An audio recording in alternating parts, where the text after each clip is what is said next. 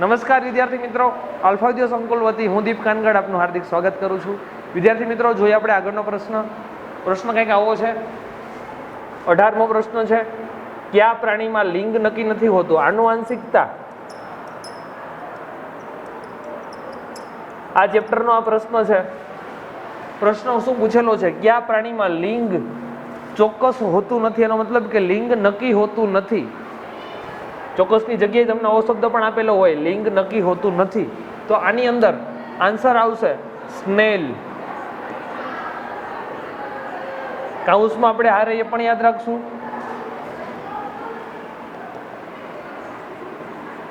ગોકળ ગાય, snail અથવા તો ગોકળ ગાય. Ready? આ જે પ્રાણી છે, આ ટાઈપની આખું એનું રચના હોય.